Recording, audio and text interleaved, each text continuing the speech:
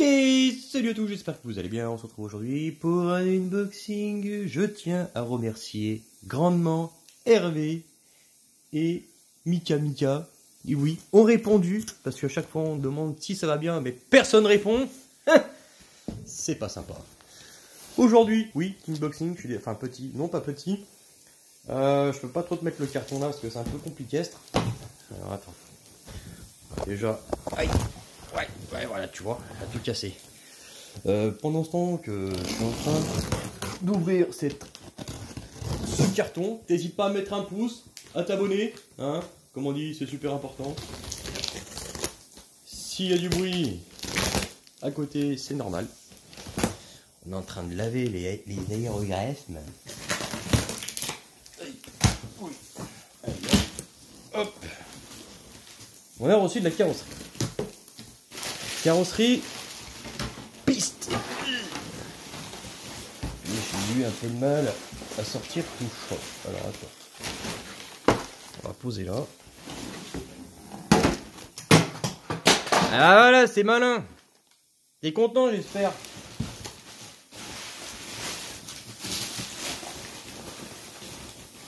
Est-ce que c'est tout? Est-ce qu'on n'a pas oublié un truc? Merde, j'ai pas vu le chèque de 10 000, il est où? Aïe. Non. Bon, on va laisser ça ici. On va recadrer ça comme celui-là. Parce qu'on est bien. On va ramasser la lampe à 12 000. Notre petit cadeau de Cédric. Alors, qu'est-ce qu'on a reçu en carrosserie? Bah déjà, c'est les carrosseries de Seb, je crois, non? Oui, Sébastien. Je devais te faire l'unboxing. J'ai pas le temps de faire ça tout de suite. Étant donné qu'on a pas mal couru ces derniers temps. Donc, on a une crevette. Oui, on dirait bien. Hein. Un 8e. C'est une longue ou pas? Je sais pas, on dirait, non? Oh, peut-être pas. Ça nous dira. Hein, il va nous dire ça. Mais remarque, c'est peut-être marqué dessus. Putain, il fait du bruit, ce bac ultrason. Je dirais qu'il est un peu en PLS vu le bruit qu'il fait. Alors, on a ensuite de carrosserie. Plus un 10e. Qui est très joli. Avec, on a diffusé. C'est le aileron. Peut-être, oui, non. Il est bizarrement fait celui-ci. Bon. On va explorer tout ça. Ah ouais, il fait vraiment de plus en plus de bruit le truc. Il va me péter à la tronche, je vais rien comprendre. Alors. Donc on a cette carrosserie. Par contre, la vache. Elle est costaud, hein. Celle-ci, avant de la casser... Ah oui, 2 mm. Tu m'étonnes qu'elle est costaud. Ok, bien balèze. Ouais. Ça ressemble à la crevette, comme on dit. Donc, qu'est-ce que Sébastien voulait? Il voulait quelque chose de simple. Donc couleur unie. Bon, on va rajouter quand même quelques petits trucs. On va faire, je pense, les contours de vitre. Sympatoche. On va démarquer les contours de vitre histoire de faire ça joli. On va même te faire là ici le bandeau. Donc tu vois, on reste sur du simple, mais on a quand même quelque chose de sympa. Devant. Qu'est-ce qu'on va pouvoir faire devant? Je pense que je vais te faire style les grilles soit en nid d'abeille ou gris, je sais pas, on verra. Ce sera selon les goûts sur le moment. Si je me souviens bien, celle-ci tu la voulais, je crois, orange, si je ne confonds pas. De toute façon, quoi qu'il en soit, avant d'attaquer, on fera un petit point ensemble. L'autre, je sais c'est quelle couleur, ça n'y a pas de souci. On pourra même faire cette petite démarcation ici, là, l'entrée de prise d'air en noir, qui peut nous rappeler un petit peu les Lamborghini. On va essayer de, voilà, on va rajouter quand même 2-3 petits détails, même si tu voulais du simple, on va te faire un truc un petit peu sympathique. Hop, ça va partir à l'apprêtage. Alors par contre, ouais, c'est vraiment dommage devoir apprêter une carrosserie complète juste pour quelques petits détails. Ouais, bon, je préfère, ceci dit. Ça permet de faire les détails vraiment propres. Et puis voilà. Donc, je trouve que c'est quand même bien mieux. Je te ferai sur les roues des petits cercles transparents à l'intérieur des roues pour que tu puisses positionner ta carrosserie correctement, que tu ne sois pas bloqué. Ensuite, on a une BM double pied M3. On la reconnaît bien avec les petites ailes élargies à l'arrière. M3 E30. N'est-ce pas? Indice, elle est super belle. J'adore cette pièce.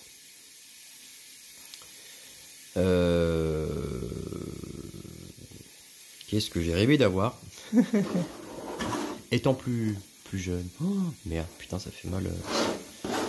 Au se fait de dire ce genre de choses. C'est là qu'on se rend compte qu'on commence à vieillir. Qu'est-ce qu'on a avec? Mais qu'est-ce que c'est? Eh ben, l'aileron. Alors, ils ont fait un truc vraiment. L'aileron, en fait, c'est juste cette partie-là. Ils ont rajouté celle-ci, je ne sais pas pourquoi. Bon, quoi qu'il en soit, bon, il y en a une autre partie qui vient dessus parce que je vois que là, il y a des empreintes. Non. C'est bizarre, on dirait qu'on a une autre... On dirait qu'on a une autre face arrière. C'est quoi comme carrosserie? Carrosserie HPI. Ouais. Ouais. Est-ce que toutefois c'est pas quelque chose qui vient... Et on n'a pas un petit truc qui nous explique le comment du pourquoi là? Non, je pense que je viens de comprendre. Tu dois pouvoir en fait intégrer un kit LED dessus. Donc tu peux soit la laisser en classique, ou alors tu viens découper ça et pour intégrer les kits LED à l'intérieur. Donc, il va falloir voir quelque chose ensemble. Est-ce qu'on laisse ceci transparent ou pas? Les petits ronds, hein, même pratique. Je sais pas si tu vas pouvoir faire. Ça, sur le côté, est-ce que c'est des dérives ou pas? Non, je ne pense pas. Je sais pas, il va falloir vérifier. Est-ce qu'elle est pas si simple, mademoiselle? Donc il y a tout le kit pour le montage. Oh, putain, ça fait bien quand ça s'arrête. Il y a tout le kit, donc support aileron et quoi d'autre? Il peut y avoir d'autres choses. Je ne sais pas. Ça, de toute façon, quoi qu'il en soit, c'est quelque chose que je te laisserai faire. On a toute la planche de stickers. Ah, yes. On a les fascicles, mais ça, c'est pas mal. On a toute la planche donc pour décorer la voiture. À voir si tu as envie que je m'en occupe ou pas. si tu as envie de le faire toi. Je sais que j'aime bien généralement décorer les carrosseries. Comme ça, je peux prendre de jolies photos et puis ça les met bien en valeur. Bon, après, je peux comprendre que tu aies envie de le faire toi, parce qu'il y en a qui aiment, d'autres pas. Donc, il faudra me le dire. Donc, les caches pour les vitres. Ah, super, cool. On a même pour les feux à l'avant. Ça, c'est top. Donc, ça fait déjà du taf en moins. Parce que mine de rien, faut prendre les cotes, il faut créer les ronds, donc par ordinateur, ensuite les découper au plotter, les transférer, les fichiers vectorisés, ainsi de suite. C'est quand même pas mal de taf, on se rend pas compte comme ça, juste pour faire de ronds, c'est un petit peu débilos. Donc oui, c'était bien ça. Comme on peut le percevoir, en fait, tu viens découper. Donc juste cette partie-là. Le reste, tu le jettes. C'est vraiment costaud. Hein. Celle-ci, avant de la casser, pour un moment. Hein. Et donc, voilà, tu viens coller à l'intérieur. Donc, tu as cette première... Donc, le lexan ici qui va être transparent, qui va te faire office de vitre. Et ça qui va être derrière, qui va donner l'impression d'avoir des feux vraiment, vraiment réalistes. C'est vraiment pas mal. Elle est vraiment très très belle. Hein. Je sens que je vais la garder. Elle n'est pas arrivée. Elle n'est pas arrivée, Sébastien. Elle n'est pas arrivée. Elle n'est pas là. Tu la vois pas. Ouais, on a les supports d'aileron arrière. Ok. Tu en as plusieurs, visiblement, je pense. Voilà, bah après, ça reste du simple. Celle-ci, on restera... Donc, tu la voulais blanche, style M3, comme à l'époque. On va la faire blanche. Et donc, ce qui va faire toute la décoration de la voiture, ça va être bien entendu toute la planche. Voilà, t'as même une planche où... Ah putain, c'est vraiment pas mal parce que ça imite tu sais, les petits stries qu'il y avait à l'époque sur les feux. C'était pas transparent, hein. Il y avait ces petits effets de stries. C'est si toutefois tu ne peins pas, enfin, que tu n'as pas envie de mettre de kit LED, tu as la possibilité de mettre l'autre calandre. Donc c'était une imitation de feu. Tu dois avoir donc, tu en as deux. Tu dois en avoir des transparents. À l'époque, je crois, c'est ce que j'ai eu sur... c'était sur quelle voiture? C'était sur la Porsche, ouais, tu vois. Voilà, c'est transparent. Et ta LED qui va venir derrière. Et qui va... soit éclairer forcément rouge, orange, voilà. C'est vraiment très chouette. Honnêtement... carrosserie HPI, j'en ai eu quelques-unes, très rarement, je crois qu'une même d'ailleurs. C'était le quad que j'avais fait. Qualité du Lexan qui était vraiment pas mal. De toute façon, vous me connaissez depuis le temps et vous savez que niveau qualité de Lexan, je suis assez chiant et regardant de ce côté-là. Mais non, j'aime beaucoup. J'aime pas. J'espère que. Non, ça l'a pas marqué, heureusement. Des fois dans les transports, c'est pas cool. Ça se prend des pains. Non, ça reste relativement pas mal. Comme tu peux le voir, c'est bien transparent. Il n'y a pas d'effet d'halo bizarre dedans. Donc celle-ci, elle va avoir un joli rendu, je pense. C'est vraiment pas mal. C'est cool. Je vais te laisser cette partie-là transparente pour que tu puisses bien entendu placer et positionner la carrosserie. Donc tu vas avoir, donc tu vas d'abord la présenter sur ton châssis grossièrement. Et il va falloir faire les trous pour la positionner correctement, donc, pour la faire passer. Une fois qu'elle sera à la bonne hauteur, tu vas voir qu'il faudra bien mettre ta direction droite, ainsi de suite. Tu vas voir donc tes axes qui vont apparaître. Généralement, ce que je fais, je prends donc un compas, je le plante en plein milieu de l'axe. Je prends ma roue, je rajoute, tout dépend, 0,5 de enfin voilà, sur mon diamètre, je le divise par 2, donc tu prends 1 cm, tu divises par 2. Donc ça te laisse 0,5 de chaque côté. Tu traces.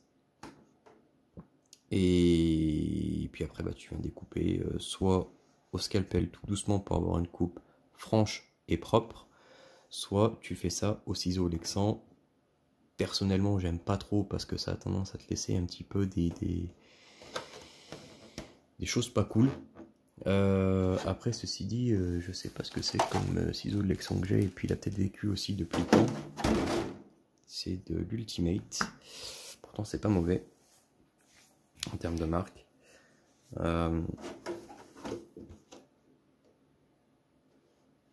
Ouais, ça sera au choix.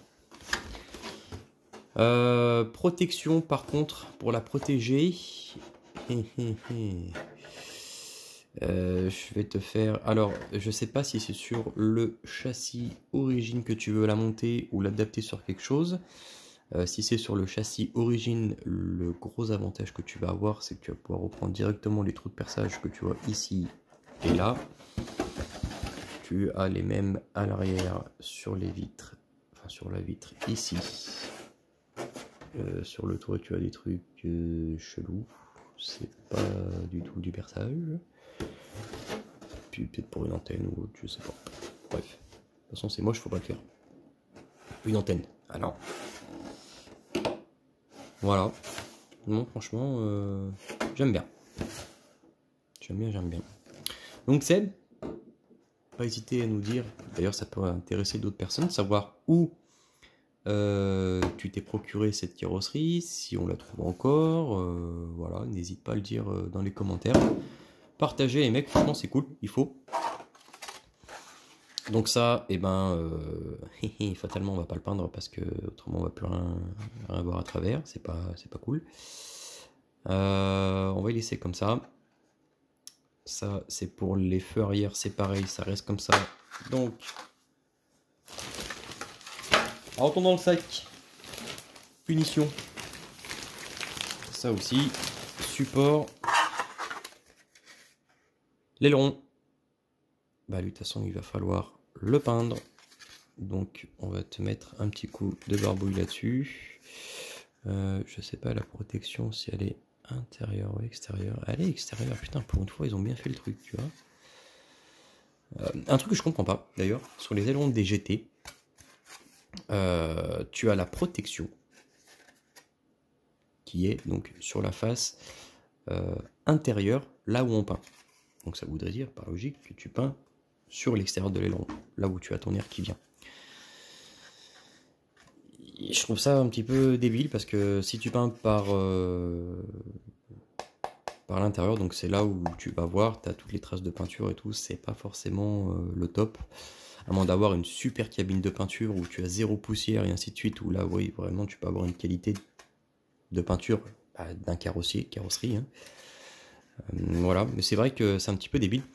Là pour le coup honnêtement c'est vraiment bien fait parce que tu vois ta Protec elle est extérieure, donc ça veut dire que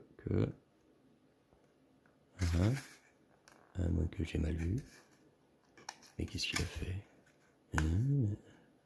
Ouais. Donc tu vois, ta protection est là. Donc il faut peindre par l'intérieur. Donc dans le bon sens. HPI. Bien. Donc ça c'est cool. Donc voilà. Après, il te restera plus que le montage à faire de tout ça. Concrètement, le montage, je vais pas m'en occuper. Pourquoi? Parce que déjà, ça prend beaucoup de temps. Et surtout de faire ça correctement. Et je sais pas, peut-être que tu as envie de le faire toi déjà. Et et puis renvoyer, vu qu'il y a plusieurs carrosseries, enfin qu'il y en a deux, une fois monté, ça peut s'entrechoquer, ça peut s'abîmer. J'ai pas envie de prendre le risque de, donc je te laisserai faire le montage toi-même. Ça va être à peindre. Ça, on va s'en servir. Ça, et ben ça va repartir avec, hein, c'est sûr, c'est mieux. Donc c'est la HPI Racing BMW M3 E30. Toute première M3, si je me souviens bien, à l'époque sur l'échelle 1.1, c'était le 4 cylindres et non le 6 qu'il y a eu après. Oui, oui, non mais... On étale sa science, hein. On essaie de faire croire qu'on s'y connaît. Ensuite, les planches de stickers, à toi de me dire aussi si tu as envie qu'on s'en occupe, histoire de faire de belles photos ou pas. Autrement, on fera pas de belles photos. Hein. Ça serait juste une carrosserie blanche comme ça. Voilà, peut-être pas forcément toutes collées, mais au moins un minimum. Si on peut faire soit tout, soit juste la calandre, les feux avant, arrière, faire les contours des fenêtres. Qu'est-ce qu'on peut faire de sympathique aussi, plaque d'immatriculation. Ouais, j'aimerais bien m'en occuper quand même. J'aimerais bien. Bon, à toi de me dire. Je t'en voudrais pas si tu veux le faire. Bon, un peu quand même. On ne l'arrête plus. Mon Dieu. Ça, la crevette.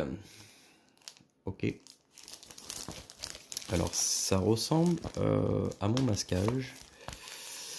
Le masque de vitre, c'est pas forcément le masque que j'apprécie. Pourquoi? Parce que j'ai eu pas mal de petits soucis avec ce style de masque qui laisse un... Ça laisse de la colle sur le Lexan, c'est pas terrible. J'en ai discuté d'ailleurs avec Lolo, super sympa d'ailleurs, un peintre vraiment au top qui fait ça depuis plus d'une vingtaine d'années, qui fait de la peinture. D'ailleurs, n'hésitez pas à aller voir sa page Facebook, c'est Lolodes, donc L-O-L-O-D-E-S, peu loin. Il fait pas mal d'un cinquième, il fait pas mal de petites choses. Et c'est rare de trouver des peintres qui partagent sur leur expérience, et c'est un peintre qui partage, et ça c'est appréciable. J'apprécie beaucoup. D'ailleurs Lolo, t'es au top. Modérateur du site Petit RC, je sais pas si vous connaissez, n'hésitez pas à aller voir. Site Petit RC où tu retrouves vraiment pas mal de petites choses. J'ai toujours pas sorti la vidéo de l'iPhone de unboxing qui justement présente un petit peu tout ça. Il va y avoir un interview sur la chaîne donc de RC Mumuse, le frérot, donc avec Lolo, et peut-être un invité surprise, peut-être, on sait pas, on verra. Il n'y a rien de sûr pour le moment. Donc voilà, il faut rester à l'affût, comme d'habitude. Je regarde. Non, il n'y a rien. Il n'y a rien. Oh, il n'y a rien. Il n'y a plus rien d'autre.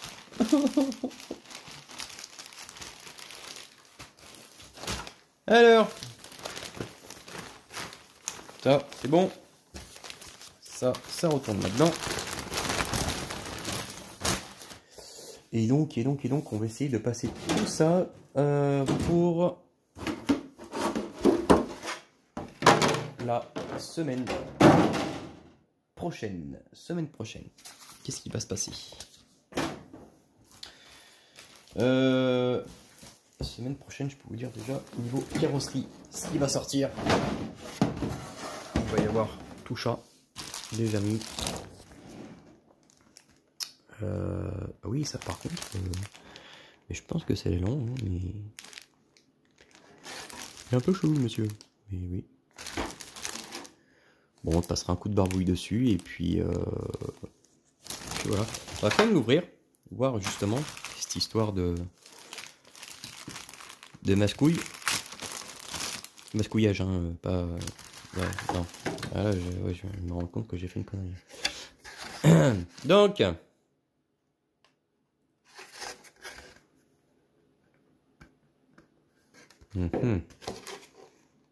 Mais où est la protection? Ah voilà, tu vois? Tu vois où elle est cette protection de... Elle est là. Elle est là la protection sur l'extérieur. Donc ça voudrait dire, par définition et par logique, qu'il faudrait peindre ici. Et sachant que l'aileron se pose comme ça. Et c'est dégueulasse. Parce que la finition la plus jolie va être comme ça. Donc voilà, c'est un petit peu chiant et un petit peu relou. Je sais pas pourquoi ils font ça comme ça. Peut-être au moment du moulage. Je sais pas. Je sais pas du tout. À moins que depuis le temps, je me gourre. C'est pas un problème non plus. donc voilà, mais de toute façon, généralement, ce que je fais à chaque fois, donc je fais sauter cette protection-là de ce côté. Je protège de l'autre. Parce que forcément, il va y avoir de la poussière de peinture qui va se déposer dessus. Et donc avec donc la peinture, le vernis. J'y mets pas du scotch pour du scotch alu tressé pour le protéger davantage. Sur l'aileron, le vernis c'est largement suffisant. Et puis de toute façon, bah, c'est le premier truc qui ramasse. Donc voilà, on pourrait mettre du scotch, mais je trouve pas que ça fait, enfin voilà, ça fait pas très très joli. Sur certaines parties, ça se voit pas. Sur d'autres, oui. Par exemple, là où tu vas venir mettre tes vis, tu peux en mettre. Ça dérange pas. C'est posé à plat, ça se voit pas. Par contre, si tu remontes jusque là, c'est pas cool. Ça se voit. Mais bon, de toute façon, c'est le premier truc qui ramasse, donc le truc que tu changes souvent. C'est pour ça que généralement, les ailerons, ils sont toujours transparents. La chose qu'on vient peindre, c'est les dérives qui sont sur les côtés. Je ne sais pas si vous avez vu les photos des 3 GT qu'on a fait pour The Nuts Racing. D'ailleurs, n'hésitez pas à aller voir le site de Nuts si vous avez besoin de petites choses. Pourquoi? Parce que c'est simple, tu récupères juste tes dérives et l'aileron, et ben, tu le remplaces, tu peux l'acheter à part. S'il est peint décoré au thème de la voiture, ça te fait à chaque fois soit renvoyer ton aileron chez le peintre et tu te tapes des frais de port juste pour repeindre un aileron et ça devient vite exorbitant. Donc le plus simple, c'est de le laisser transparent. Voilà, et puis comme ça tu peux le changer à souhait sans te prendre la tête. Voilà le pourquoi du comment. Donc la semaine prochaine, il va y avoir donc les 2 pistes de Lolo. Il va y avoir... Non, Lolo... Sébastien. Merde. Il va y avoir la JQ de Seb aussi. Et les 2 BT Design. Putain, toujours du mal. Oui, j'ai pas eu mon cours d'orthophoniste cette semaine, c'est chaud. Les 2 BT Design de Mika. Voilà. Ouais, mais on va faire tout ça. On est chaud, on est disco, les mecs, on s'arrête pas. On actionne. Sur ce, qu'est-ce que je peux vous souhaiter? Eh ben, une excellente journée. Hein, faut pas hésiter à mettre des commentaires, à partager, donner des idées, de voir si vous avez envie de voir certaines choses ou je sais pas. J'ai eu un commentaire me demandant les tailles de roulement que j'ai mis sur la S-Works. Donc c'est du 6 par 16 par 5. Donc 6 c'est le diamètre intérieur, 16 diamètre extérieur et 5 l'épaisseur. Je vais pas te dire de conneries, je reconfirmerai. De toute façon, quoi qu'il en soit, je vais te reconfirmer ça sur ton commentaire. Si j'oublie, il faut pas hésiter à me le rappeler. Tu relaisses un petit com, j'ai la notif. Voilà, voilou. Et puis voilà, lâchez-vous les commentaires, toujours les pouces, les abonnements. Il faut. Et on se dit à bientôt, et espérons pas pouvoir rouler ce week-end. C'est mal parti, mais on va espérer. Ciao tout le monde!